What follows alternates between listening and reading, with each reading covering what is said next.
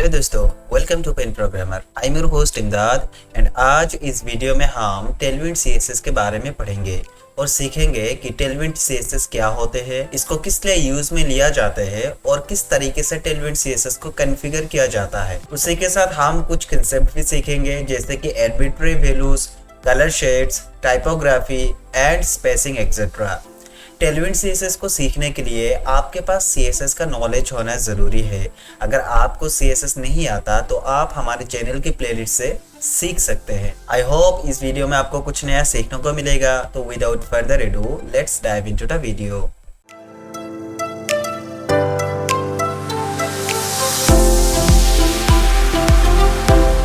तो मैं आ गया हूँ VS कोड के अंदर और आज हमको इन सारे टॉपिक्स के बारे में पढ़ना है। ठीक है, यहाँ पे बहुत सारे कंसेप्ट्स लिखा हुआ है लेकिन आपको कोई भी प्रॉब्लम नहीं आएगा अगर आप सीएसएस जानते हैं तो इन सारे टॉपिक्स आपको अच्छे से समझ में आ जाएगा। चलिए शुरू करते हैं इंट्रोडक्शन टू टेलविंड सीएसएस के साथ। टेलविंड सीएसएस क्या होते हैं? टेलविंड सीएसएस एक यूटिलिटी फर्स्ट फ्रेमवर्क है जो कि वेब डिजाइन को सिंप्लीफाई करने के लिए और स्पीड अप करने के लिए बनाया गया है। स्पीड अप का मतलब क्या हुआ? यहाँ पे हर एक चीज जो आप सीएसएस से लिखते हैं वो टाइम कंज्यूमिंग होता है, राइट?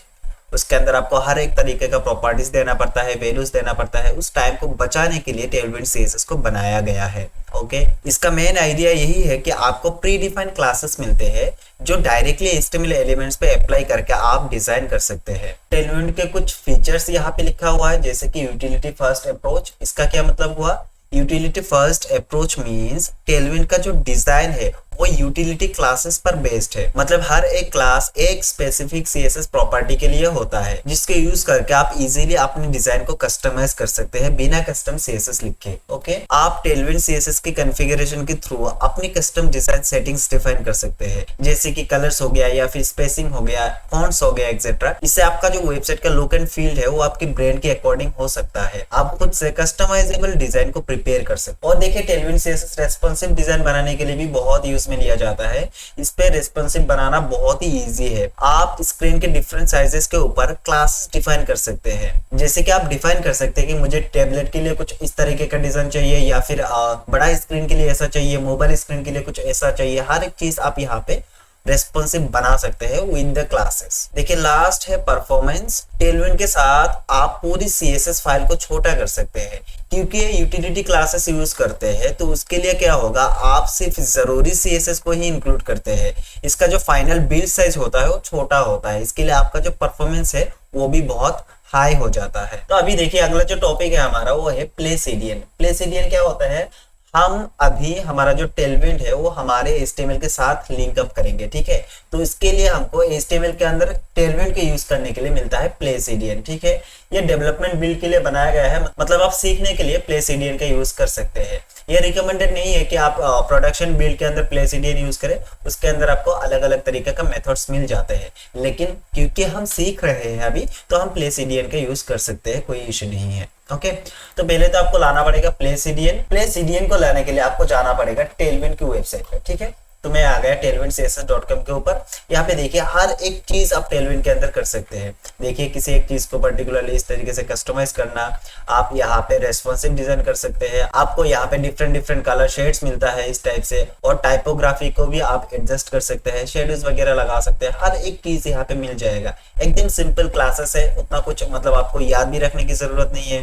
हर एक चीज यहाँ पे कस्टमाइजेबल है। देखिए, ये चीज छोटा स्क्रीन पे कुछ इस टाइप का दिख रहा है, अगर मैं मीडियम स्क्रीन पे आऊंगा तो इस टाइप का दिखेगा। ठीक है, मैं बड़ा स्क्रीन पे जाऊंगा तो इस टाइप का दिखेगा।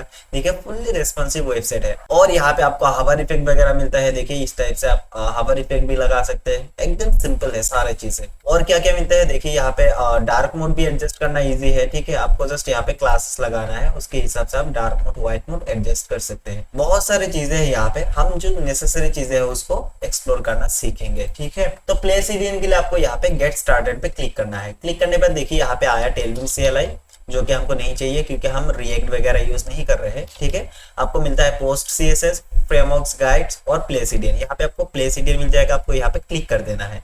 क्लिक करने के बाद आपको यहाँ पे एक स्क्रिप्ट टैग दिखेगा। ठीक है, ये जो स्क्रिप्ट टैग है ना, इसको आपको कॉपी करना है। कॉपी करने के बाद हमारा जो HTML का पेज है उसके अंदर हम लगा लेंगे। इस टाइप से पहले तो आपको डॉक्यूमेंट स्ट्रक्चर लिख लेना है और जो टाइटल है, टाइटल के ठीक बाद आपको यहाँ पे पेस्ट कर देना है, दैट्स ऑल। फिर आता है टेलविंड इंटेलिजेंस एक्सटेंशन को इंस्टॉल करना। इसको इंस्टॉल करने के लिए आपको जाना है यहाँ पे एक्सटेंशन टैब के ऊपर, यहाँ पे जाना है और टेलविंड इंटेलिजेंस, ओके यहाँ पे देखिए आ गया टेलविंड CSS इंटेलिजेंस। इस एक्सटेंशन को आपको इंस्टॉल कर लेना है। मेरे पे ऑलरेडी इंस्टॉल्ड है यहाँ पे, इसीलिए अनइंस्टॉल का ऑप्शन आ रहा है। आपको यहाँ पे इंस्टॉल का बटन दिख जाएगा, आपको वहाँ पे क्लिक कर लेना है, ठीक है, ऑलराइट। फिर आता है tailwind.config.js फाइल को बनाना। देखिए इसके अंदर कुछ भी नहीं करना पड़ता है, लेकिन अगर आप इस फाइल को बना लेंगे ना तब आपको सजेशन मिलना शुरू हो जाएगा, ठीक है। तो पहले तो आप यहाँ पे आएंगे और tailwind.config.js फाइल बना लेना है कुछ इस टाइप से। इसके अंदर आपको कुछ नहीं करना है, आप इसको ब्लैंक रखने दीजिए, हो जाएगा, ठीक है। तो इतना सारे कॉन्फ़िगरेशन करने के बाद we are ready to go, ठीक है। अभी हम हमारे पेज के अंदर टेलविंड CSS को यूज कर सकते हैं। देखिए मैं राइट क्लिक करूंगा, ओपन विद लाइव सर्वर करूंगा, यहाँ पे कुछ नहीं आया। पहले तो मैं यहाँ पे एक H1 डाल दूंगा और यहाँ पे मैं लिख दूंगा वेलकम टू पेन प्रोग्रामर, ठीक है। मैं सेव करूंगा, सेव करने पे देखिए कुछ अलग नहीं लग रहा है HTML से। हाँ अलग तो लग रहा है, क्या, एक तो पहले तो ये जो मार्जिन पेडिंग था वो बाय डिफॉल्ट रिमूव हो गया, हमने यहाँ पे कुछ भी टाइप का बॉयलर प्लेट नहीं लगाया। और यहाँ पे जो फॉन्ट है ये कुछ अलग सा दिख रहा है ना, तो इसका मतलब क्या है, हमारा जो टेलविंड है वो कॉन्फ़िगर हो चुका है, ओके। यहाँ पे देखिए जो डिफॉल्ट स्टाइल्स होता है ना HTML के अंदर, वो कुछ स्टाइल्स ओवरराइड किया गया है टेलविंड के अंदर। इन एग्जांपल देखिए H1 का साइज इतना नहीं था, इतना छोटा तो नहीं था, ठीक है। अगर आप इसको रिमूव कर देंगे तब आपको पता चलेगा। देखिए डिफॉल्ट साइज इतना आता था H1 का, अभी हमने टेलविंड लगा लिया तब क्या होगा, इसका डिफॉल्ट साइज इतना बच जाएगा। हर एक टैग का साइज आपको बराबर मिलता है, चाहे वो H1 हो चाहे वो P हो, ठीक है। अगर मैं यहाँ पे H2 से भी कुछ लिखता हूँ ना, टेलविंड क्लास, ओके, सेव करूंगा। सेव करने पे देखिए यहाँ पे दोनों टेक्स्ट जो है आपको एकदम बराबर दिख रहा है, इस पे साइजेस का कोई भी इशू नहीं आ रहा, ठीक है। ये कुछ चीजें हैं जो ओवरराइड किया गया है टेलविंड के अंदर। आपको यहाँ पे जो आपका HTML का डिजाइन मिलता था पहले का, वो चीज यहाँ पे नहीं मिलेगा, ठीक है। तो चलिए कंसेप्ट को शुरू करते हैं। पहला जो कंसेप्ट है हमारा आर्बिट्रेरी वैल्यूज। इसका क्या मतलब हुआ, देखिए टेलविंड के अंदर हर एक चीज क्लासेस से डिफाइन होता है, ओके। आपको यहाँ पे खुद से CSS लिखने की जरूरत नहीं है, बट कभी कभार ऐसा होता है ना कि जो भी आपको क्लासेस मिल रहा है उससे आप सेटिस्फाइड नहीं है, आपको खुद से कुछ वैल्यूज को देना पड़ेगा, ठीक है, तब जाके आपका जो लेआउट है वो परफेक्ट बनेगा। इन एग्जांपल मान लीजिए कि लेट से आपने टेक्स्ट LG डाल दिया, यहाँ पे मैंने टेक्स्ट SM दो बार लिखा हुआ है, इसको रिमूव करते हैं, ये एक्चुअली बेस होगा, ओके। तो मैं यहाँ पे बेस लिख देता हूँ कुछ इस टाइप से, ऑलराइट। देखिए मान लेते हैं कि आपका जो टेक्स्ट का साइज है वो LG है, LG यानी लार्ज, ओके। और यहाँ पे बगल में क्या है, SM है। तो अगर आप LG दे देंगे तब कुछ बड़ा हो रहा है टेक्स्ट का साइज, अगर आप SM दे देंगे तब मतलब आपका एक्सपेक्टेशन से थोड़ा सा छोटा दिख रहा है। उस केस पे आप क्या करेंगे, तब तो आपको मैन्युअली वैल्यूज लगाना पड़ेगा। तो जब भी आप मैन्युअली वैल्यूज को लगाएंगे उसी वैल्यूज को बोला जाएगा आर्बिट्रेरी वैल्यूज। मतलब आप खुद से वैल्यूज देना चाह रहे हैं या फिर आप खुद से वैल्यूज दे रहे हैं, उसी को बोला जाएगा आर्बिट्रेरी वैल्यूज। और उसको लिखने के लिए हमको यहाँ पे स्क्वायर ब्रैकेट को यूज में लाना पड़ेगा, ठीक है। इसके बारे में हम थोड़ी देर बाद देखेंगे। अभी मान लीजिए आर्बिट्रेरी वैल्यूज तब देना होता है जब आप खुद से कुछ वैल्यूज पास करना चाहते हैं, ओके। जो डिफॉल्ट वैल्यू है वो हमको नहीं चाहिए, हम खुद से कुछ वैल्यूज देना चाहते हैं, तब जाके आपको आर्बिट्रेरी वैल्यूज का यूज में लेना पड़ेगा, ऑलराइट। फिर आता है कलर शेड्स। कलर शेड्स क्या होते हैं, देखिए टेलविंड के अंदर बहुत सारे कलर्स मिलते हैं और कलर्स के कुछ शेड्स मिलते हैं। तो इसके लिए मैंने ये स्क्रीनशॉट ला लिया है यहाँ पे टेलविंड की वेबसाइट से। देखिए मान लीजिए कि हमारा जो कलर है वो है रेड, ठीक है। तो रेड कलर को यूज करने के लिए आपको शेड्स मिलता है यहाँ पे डिफरेंट टाइप्स का। जो शेड्स होते हैं वो 50 से स्टार्ट होते हैं, ऑलराइट। देखिए ये जो शेड है 50 से स्टार्ट होगा, मैक्सिमम इसका 950 तक जाएगा। 50 से स्टार्ट होगा, मैक्सिमम 950 तक जाएगा। और बीच के अंदर जितने भी आपको शेड्स दिख रहे हैं वो 100 से मतलब इंक्रीमेंट होता जा रहा है। देखिए 100, 200, 300 इस टाइप से, ओके। आप यहाँ पे 150 या फिर 230 इस टाइप से वैल्यू नहीं दे सकते। आपको क्या करना पड़ेगा, या तो आप 50 दे दीजिए या फिर 950, और इसके अंदर जितने भी वैल्यूज होंगे वो 100 से बढ़ाना पड़ेगा, इंक्रीमेंट करना पड़ेगा, ठीक है। तो यहाँ पे आप मतलब इसका बीच में कुछ वैल्यूज वो आप नहीं दे सकते। लेट्स से 550 चाहिए मुझे, तो वो नहीं होगा, ठीक है। आपको यहाँ पे 100 से ही इंक्रीमेंट करना पड़ेगा। लास्ट में आपको 900 मिलेगा और उसके बाद 950 और स्टार्टिंग आपको 50 से करना पड़ेगा। यहाँ पे एक क्वेश्चन है, अगर मुझे 550 ही चाहिए या फिर कुछ ऐसा शेड चाहिए जो यहाँ पे अवेलेबल नहीं हो, तब मैं क्या कर सकता हूँ? उस केस पे हम आर्बिट्रेरी वैल्यूज का यूज करेंगे। इसके अंदर हम हमारा जो कलर का हेक्स कोड है या फिर कलर का नाम है वो हम यहाँ पे पास कर सकते हैं उस केस के अंदर। तो आर्बिट्रेरी वैल्यू सिर्फ कलर के अंदर यूज होता है? नहीं, हर एक जगह जहां पे भी आपको कस्टम वैल्यूज की जरूरत होंगे वहां पे आप आर्बिट्रेरी वैल्यूज को यूज करेंगे। ठीक है, तो देखिए कलर शेड्स हमने देख लिया है, 50 से स्टार्ट होता है, 950 तक मैक्सिमम जाता है और इसके अंदर जितने भी वैल्यूज होंगे वो 100 से इंक्रीमेंट करना पड़ेगा। ये चीज आपको ध्यान में रखना है। ऑलराइट, अभी देखिए आते हैं टाइपोग्राफी के अंदर। ओके, टाइपोग्राफी के अंदर फर्स्ट हमको मिलता है टेक्स्ट कलर। तो देखिए यहाँ पे मैं आता हूँ, लिखता हूँ H1, लिखता हूँ welcome to pen programmer again. ठीक है, सेव करूंगा।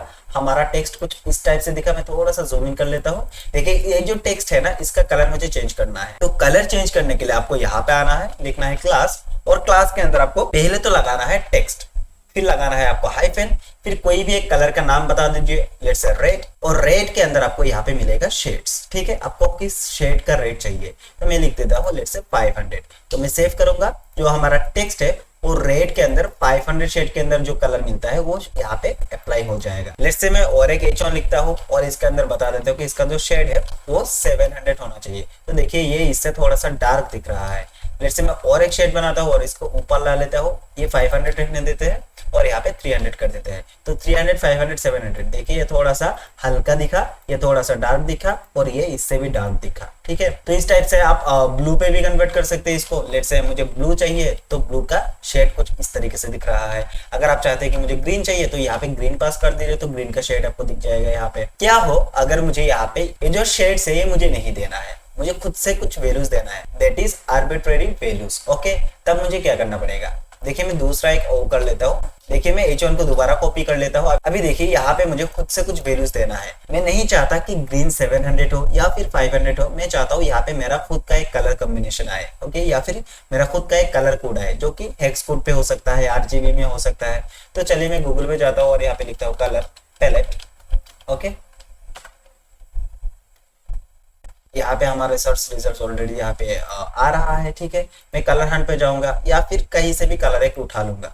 लेट्स से मुझे ये कलर देना है। ठीक है, अभी ये जो कलर है ये कहाँ पे अप्लाई हो सकता है? ये मतलब ज्यादा रेड भी नहीं है, ज्यादा वो हल्का रेड भी नहीं है, तो ये बीच में कुछ आ रहा है। राइट, तो मुझे इसका हेक्स कोड मिल गया है, मैं हेक्स कोड को कॉपी कर लूंगा और यहाँ पे हम आर्बिट्रेरी वैल्यूज को लगाना सीखेंगे। तो देखिए इसको लगाने के लिए आपको हाइफन तक रखना है, टेक्स्ट हाइफन, फिर आपको लगाना है स्क्वायर ब्रैकेट और यहाँ पे आपका जो हेक्स कोड है उसको हैश लगा के यहाँ पे पेस्ट कर देना है। तब जाके देखिए यहाँ पे आपको वही वैल्यू मिला जो आप वहां से उठा के लाए थे और यहाँ पे अप्लाई हो चुका है। ठीक है, आप चाहे तो यहाँ से कलर को एडजस्ट वगैरह भी कर सकते हैं इस टाइप से। ठीक है, सेव करूंगा, सेव करने पे देखिए ये कलर एडजस्ट हो गया। अगर मैं चाहूँ कि यहाँ पे काइंड ऑफ ब्लूइश कुछ दे दूं तो इस टाइप से आप ब्लूइश को भी अप्लाई कर सकते हैं। ठीक है, तो ये होता है टेक्स्ट कलर। मतलब पहले तो आपको लगाना पड़ेगा टेक्स्ट, फिर आप कलर के अंदर से कोई भी शेड दे दीजिए। अगर आपको शेड से सेटिस्फेक्शन नहीं आ रहा है तब आप जाके यहाँ पे कोई भी हेक्स कोड या फिर RGB वैल्यू दे सकते हैं।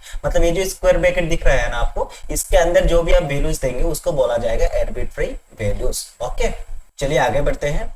देखिए यहाँ पे मिलता है हमको फॉन्ट साइजेस। फॉन्ट साइजेस के अंदर आपको बहुत सारे क्लासेस मिलता है। देखिए टेक्स्ट XS से स्टार्ट होगा और फिर यहाँ पे टेक्स्ट 2XL तक जाएगा, 2XL के बाद 3XL, 4XL, इस टाइप से अप टू 9XL मिलता है आपको। ठीक है, तो इसको किस टाइप से लगाना है? देखिए पहले तो मैं मेरा जो पेज है उसको जूम आउट कर लेता हूँ, कुछ इस टाइप का दिख रहा है H1। ठीक है, तो मैं यहाँ पे आऊंगा, दूसरा एक क्लास लगाऊंगा। दूसरा क्लास लगाने के लिए हमको पता है यहाँ पे स्पेस देना चाहिए। ठीक है, तो देखिए यहाँ पे क्या है, पहला तो है text SS, XS means extra small, तो मैं यहाँ पे लगा देता हूँ टेक्स्ट XS मतलब एक्स्ट्रा स्मॉल। तो देखिए यहाँ पे ये जो टेक्स्ट आपको दिख रहा है इससे ये थोड़ा सा छोटा दिख रहा है क्योंकि हमने यहाँ पे एक्स्ट्रा स्मॉल लगाया। अभी देखिए एक्स्ट्रा स्मॉल के बाद आप यहाँ पे SM भी लगा सकते हैं। SM लगा देंगे तो देखिए पहले से थोड़ा सा बड़ा दिखा। और आता है बेस। बेस बाय डिफॉल्ट होता है, जो मतलब डिफॉल्ट साइज मिलता है आपको हर एक एलिमेंट के साथ, वो होता है बेस। ठीक है, अगर आप डिफॉल्ट से थोड़ा सा ज्यादा करना चाहते हैं आपको LG मिल जाएगा, XL मिल जाएगा, 2XL मिल जाएगा।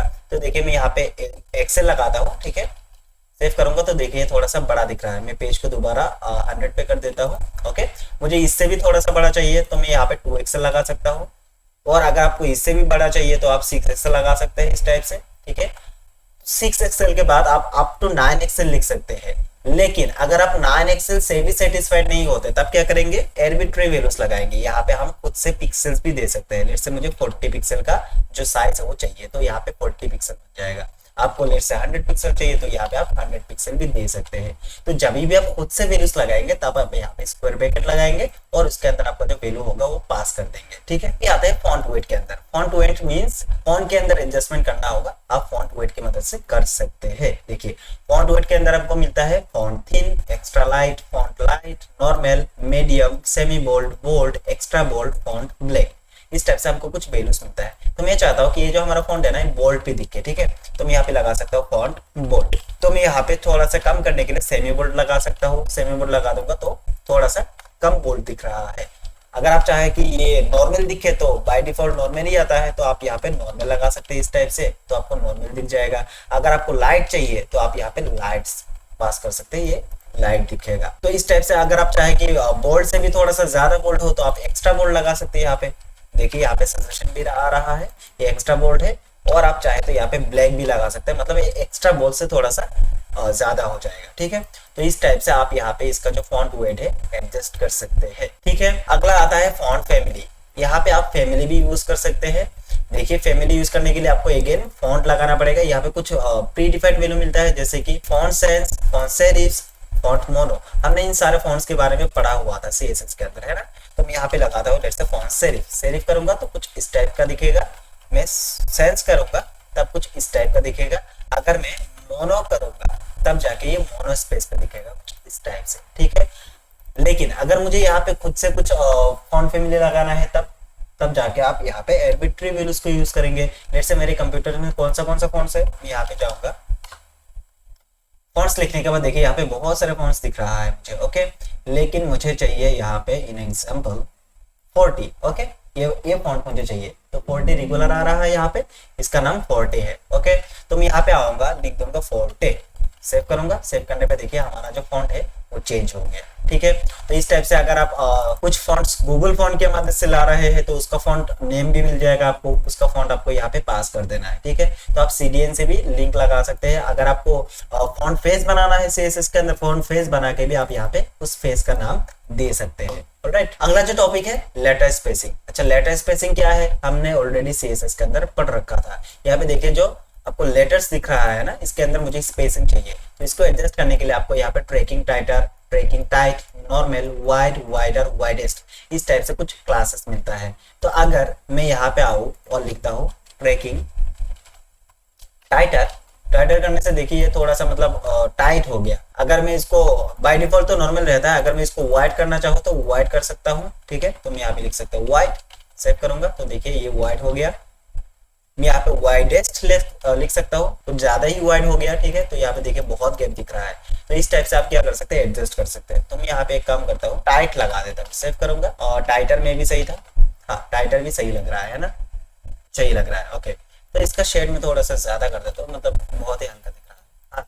हाँ अभी सही लग रहा है, ऑलराइट। देखिए ये होता है लेटर स्पेसिंग का। उस टाइप से आपको लाइन क्लेम्स मिलता है। लाइन क्लेम्स क्या होता है, देखिए इसको सिखाने के लिए ना मैं एक पैराग्राफ बना देता हूँ। मैंने लिखा है यहाँ पे पी लॉरम के अंदर मैं लेट्स से 500 वर्ड का पैराग्राफ लिख देता हूँ। अच्छा ये पैराग्राफ आपको कितना दिखा, बहुत बड़ा दिख रहा है ना। तो मैं चाहता हूँ यहाँ पे इतना बड़ा ना दिखे, मैक्सिमम 4 लाइंस का आना चाहिए। 4 लाइंस के बाद अगर कुछ रह जाएगा तब यहाँ पे ट्रिपल डॉट आना चाहिए, ठीक है। आपने शायद ये चीजें कहीं पे देखा होगा कि 3 डॉट रहता है, अगर आप उस पर क्लिक करेंगे तो बाकी का वो टेक्स्ट दिखता है। तो बाकी का टेक्स्ट तो यहाँ पे नहीं दिखेगा, लेकिन आप यहाँ पे जो टेक्स्ट है हमारा इसको लाइन क्लेम कर सकते हैं। मैं चाहता हूँ कि 4 लाइन के बाद जो भी अगर कुछ बचा रहे तब वहां पे ट्रिपल डॉट आ जाना चाहिए। अगर कुछ नहीं बचा है मतलब कवर हो चुका है तब नहीं आना चाहिए। तो इसके लिए मैं यहाँ पे यूज कर सकता हूँ लाइन क्लेम, ठीक है। तो मैं यहाँ पे क्लास लिखूंगा लाइन क्लेम 4, ओके। सेव करूंगा। सेव करने पे देखिए 4 लाइन के बाद जो भी हमारा टेक्स्ट था वो यहाँ पे गायब हो चुका है और उसके बदले में यहाँ पे हमको 3 डॉट मिल रहा है, ठीक है। मतलब 4 लाइन के बाद जो भी टेक्स्ट आएगा वो नहीं दिखेगा और उसके सिवाय यहाँ पे 3 डॉट्स दिख जाएगा। लेकिन अगर हमारा टेक्स्ट 4 लाइन से कम होता तब क्या होता, देखिए यहाँ पे कितना आ रहा है डॉलरम तक आ रहा है, ठीक है, तो डॉलरम तो हम फाइंड नहीं कर सकते। हम एक काम करते हैं, आइडिया लेके इतना तक काट देते हैं, सेव करूंगा। अभी देखिए यहाँ पे ट्रिपल डॉट नहीं आया, क्यों नहीं आया? क्योंकि हमारा जो टेक्स्ट है वो 4 लाइन्स के अंदर एडजस्ट हो चुका है, ठीक है। ऑलराइट, तो ये होता है लाइन क्लेम। इसके अंदर आप नन भी लगा सकते हैं, अगर आपको नहीं चाहिए तो लाइन क्लेम नन लगा सकते हैं, ठीक है। फिर आता है लाइन हाइट। लाइन हाइट क्या? देखिए इसके अंदर जो भी आपको हाइट दिख रहा है, इसको एडजस्ट करने के लिए आप लाइन हाइट और क्लासेस का यूज कर सकते हैं टेलविन के अंदर। देखिए लाइन हाइट बाय डिफॉल्ट तो नॉर्मल रहता है, अगर आपको टाइट करना है तो लीडिंग टाइट लगा सकते हैं आप यहाँ पे। तो मैं यहाँ पे आता हूँ, लिखता हूँ स्पेस, फिर लिखूंगा लीडिंग टाइट। टाइट हो गया तो देखिए ये कुछ टाइट दिख रहा है, और उसके साथ क्या क्या मिलता है, लेट्स से स्नग मिलता है। तो अगर मैं यहाँ पे स्नग पास कर दूंगा तब ये थोड़ा सा ज्यादा दिखेगा। बाय डिफॉल्ट तो नॉर्मली रहता है, लेकिन अगर मैं थोड़ा सा ज्यादा वो करता हूँ, लाइन हाइट थोड़ा ज्यादा चाहता हूँ, तब मैं रिलैक्स लगा सकता हूँ, लाइन हाइट बढ़ गया। अगर मैं इसको लूज कर देता हूँ तब जाके ये बहुत ही बढ़ जाएगा। देखिए लूज कर दिया, कुछ ज्यादा ही बढ़ गया। और इसको आप और एक तरीके से एडजस्ट कर सकते हैं, जैसे कि लीडिंग 3, 4 अप टू 10। और अगर आपको नहीं चाहिए तो लीडिंग नन लगा सकते हैं। लीडिंग नन लगा देंगे तब जाके वो बाय डिफॉल्ट जो पोजीशन होगा, मतलब विदाउट लीडिंग जो होगा, वो वहां पे पहुंच जाएगा, ठीक है। आप यहाँ पे चाहे तो लीडिंग 4, 3 इस टाइप से भी वैल्यू दे सकते हैं। लेट से मैंने 4 कर दिया तो इस टाइप का दिख रहा है, लेट से मैं 8 कर देता हूँ तब जाके इस टाइप का दिखेगा। इस टाइप से आप लीडिंग को एडजस्ट कर सकते हैं, ठीक है। आई होप समझ में आ रहा होगा। उतना कुछ क्रिटिकल नहीं है, अगर आपको CSS आता है तो ये सारे चीज आपको ऑलरेडी पता होगा। चीजों को सिंप्लीफाइड किया जा रहा है, ठीक है। मतलब यहाँ पे आपको एक लाइन का भी CSS नहीं लिखना पड़ रहा, सारे चीज क्लासेस के अंदर से हो जा रहा है। तो है ना ये अमेजिंग। शायद आपको अभी मतलब पता नहीं चलेगा इसका यूज के, जब हम प्रोजेक्ट्स करेंगे अगले वीडियोस के अंदर तब आपको बहुत ही अच्छे से समझ में आ जाएगा कि इसका कितना काम हो सकता है, ठीक है। मतलब इससे कितना टाइम बचाया जा सकता है, ठीक है। अभी देखिए अगला टॉपिक हमको पढ़ना है टेक्स्ट अलाइन। मतलब टेक्स्ट को अलाइन करने के लिए हमको ये सारे चीजें मिलता है। ऑलराइट, देखिए ये जो टेक्स्ट है ना, ये लेफ्ट पे आ रहा है। मैं चाहता हूँ कि टेक्स्ट है हमारा राइट पे आ जाए या फिर सेंटर पे आ जाए, तो मैं यहाँ पे सिंपली लगा सकता हूँ text hyphen centre. Okay, centre कर दूंगा तो टेक्स्ट जो है हमारा सेंटर पे आ जाएगा। अगर मैं चाहूँ कि राइट साइड पे आ जाए तो मैं राइट लगा सकता हूँ इस टाइप से। और इसका और एक तरीका है, अगर आप चाहे तो एंड भी लगा सकते हैं। एंड लगाएंगे तब भी ये राइट पे दिखेगा, अगर आप स्टार्ट लगाएंगे तब भी ये लेफ्ट पे दिखेगा, ठीक है। तो start is equal to left, end is equal to right. Alright, और बाकी तो सेंटर ही रहता है, सेंटर का दूसरा कुछ है नहीं। ओके, तो आप यहाँ पे डायरेक्टली सेंटर भी लगा सकते हैं कुछ इस टाइप से, ठीक है। ऑलराइट, यहाँ पे देखिए text left, text centre, text right, text justify, text start, and सारे तो देख लिया हमने। जस्टिफाई देखना बाकी रह गया था। देखिए जस्टिफाई करने के लिए यहाँ पे मैं एक काम करता हूँ, टेक्स्ट क्लेम जो 4 था इसको मैं एक काम कर देता हूँ, यहाँ पे 6 कर देता हूँ, ठीक है। और 6 करने पे कुछ होगा नहीं क्योंकि हमारे पास पैराग्राफ तो उतना है नहीं, तो मैं यहाँ से थोड़ा सा टेक्स्ट कॉपी कर लेता हूँ। कॉपी करने के बाद इसको दोबारा पेस्ट करने के कुछ इस टाइप से सेव करूंगा। सेव करने पे देखिए हमारा जो टेक्स्ट है वो 8 लाइन्स के अंदर दिखा, 2, 6, 8, ठीक है। अभी देखिए पैराग्राफ को बढ़ाने के बाद हमारा जो टेक्स्ट है वो 6 लाइन के अंदर हो गया, क्योंकि हमने लाइन क्लेम 6 दे रखा था। तो देखिए 2, 4, 6। ऑलराइट, बहुत बढ़िया। अभी देखिए इसके अंदर हमको करना है जस्टिफाई। जस्टिफाई मतलब ये जो टेक्स्ट आपको यहाँ पे दिख रहा है ना, राइट साइड पे तो अलाइन नहीं है, मैं चाहता हूँ कि ये राइट साइड पे भी अलाइन हो, ठीक है। उसके लिए मैं यहाँ पे लगा सकता हूँ text hyphen justify. Okay, justify कर देंगे तो ये जो हमारा टेक्स्ट है वो राइट एंड लेफ्ट पे अलाइन हो जाएगा कुछ इस टाइप से, ठीक है। बहुत बढ़िया। अभी देखिए टेक्स्ट डेकोरेशन। टेक्स्ट डेकोरेशन के अंदर हमको अंडरलाइन मिलता है, ओवरलाइन मिलता है, line through, no underline. No underline means जो हम CSS के अंदर लिखते थे ना टेक्स्ट डेकोरेशन नन, वही होता है नो अंडरलाइन। ओके, मतलब उसके साथ आप कंपेयर कर सकते हैं। ओके, अभी देखिए अगर आपको अंडरलाइन चाहिए तब आप यहाँ पे सिंपली अंडरलाइन लगा देंगे, अंडर लाइन। ओके, सेव करेंगे। सेव करने पे देखिए यहाँ पे अंडरलाइन आ गया। अगर आपको ओवरलाइन चाहिए तो आप यहाँ पे ओवरलाइन लगा सकते हैं कुछ इस टाइप से। सेव करेंगे तो ओवरलाइन आ जाएगा।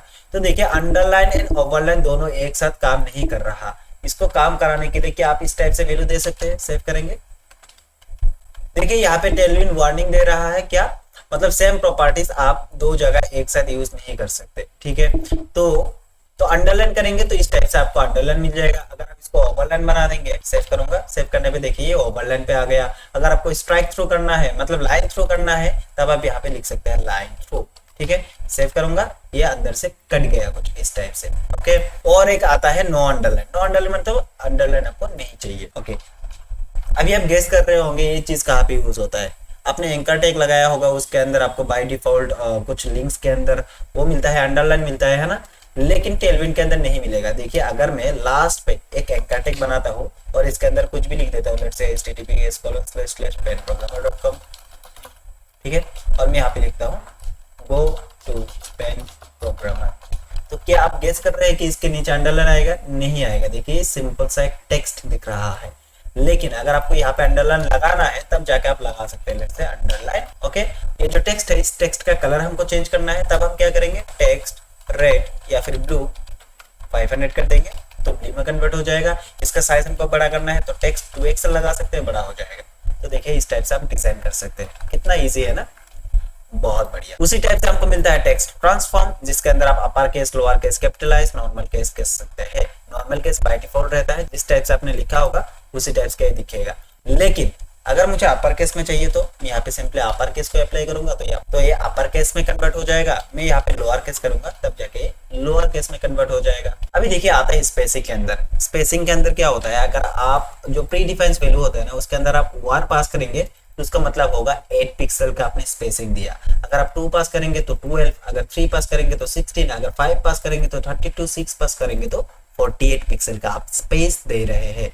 लेकिन स्पेस देना ही कहाँ पे है, ऑब्वियसली मार्जिन पेडिंग पे है। देखिए इसके लिए हमारा जो नेक्स्ट टॉपिक है वो है मार्जिन पेडिंग। तो अगर आप डायरेक्टली यहाँ पे देखिए P for पेडिंग, M for margin, ठीक है, मैंने यहाँ पे पेडिंग का लिखा हुआ है, आप समझ लीजिएगा, मार्जिन के लिए जस्ट M यूज होता है। Okay, PT for पेडिंग top, PB means पेडिंग bottom, PR means पेडिंग right, PL means पेडिंग left.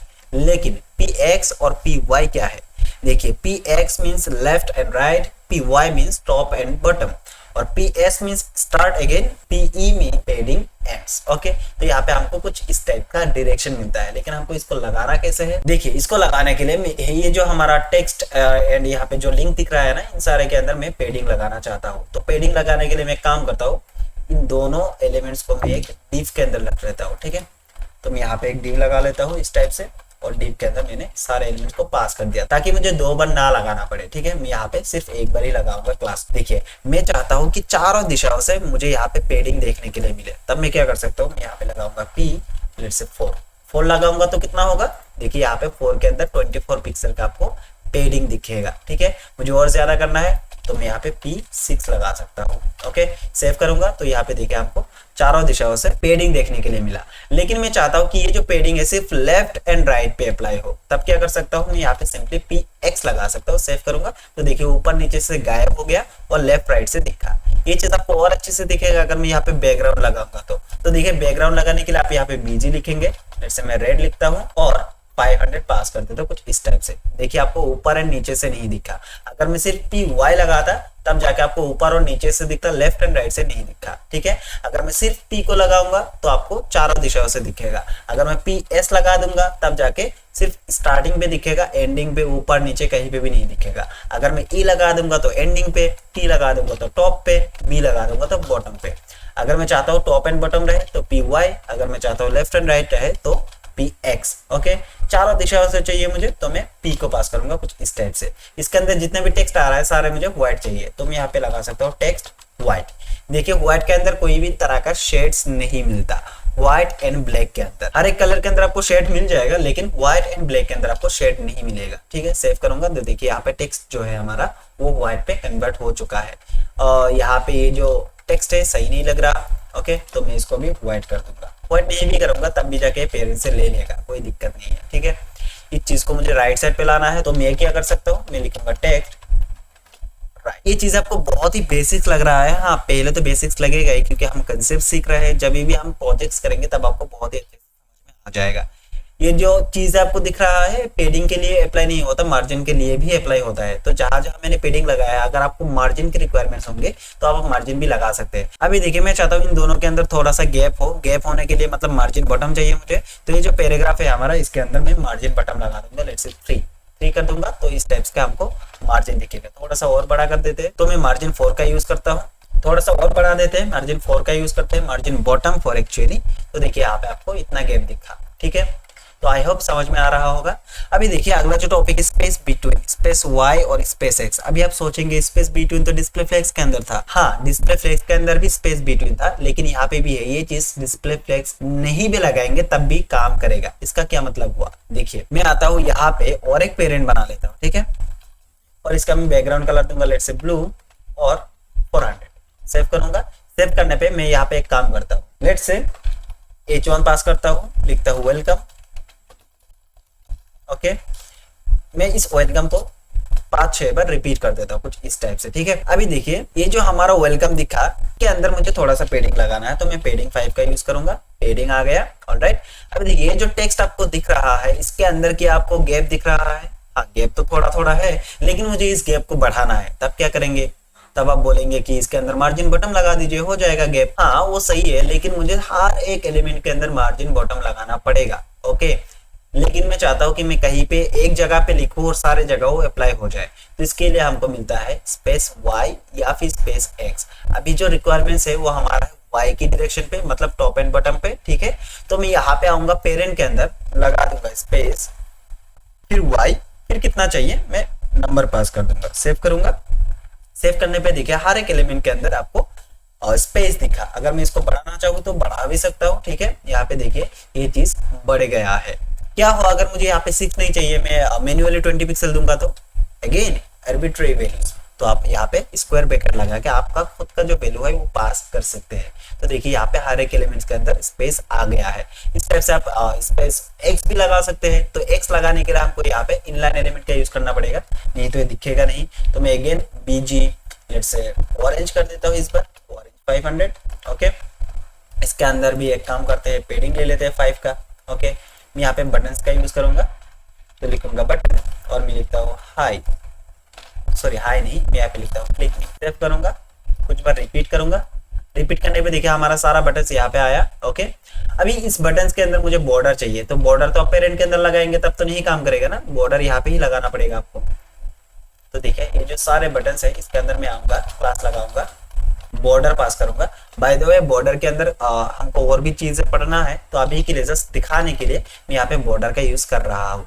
अभी देखिए यहाँ पे जो गैप दिख रहा है ना, ये गैप मुझे सफिशिएंट नहीं लग रहा, तो इसको हम किस तरीके से बढ़ा सकते हैं, यहाँ पे लगाएंगे स्पेस, फिर एक्स, फिर 5 पास कर देता हूँ। देखिए ये काम नहीं कर रहा। देखिए सेव करने पे भी काम नहीं किया, क्योंकि हमने यहाँ पे हाइफन नहीं लगा, स्पेस एक्स 5 लगाना है, कुछ इस टाइप से। सेव करेंगे, देखिए यहाँ पे आपको 5 का गैप दिख रहा है। मैं इसको चाहूँ तो बढ़ा भी सकता हूँ, मैं लेट्स से 12 लगा देता हूँ, और यहाँ पे देखिए 12 का आपको यहाँ पे गैप दिख रहा है, ठीक है।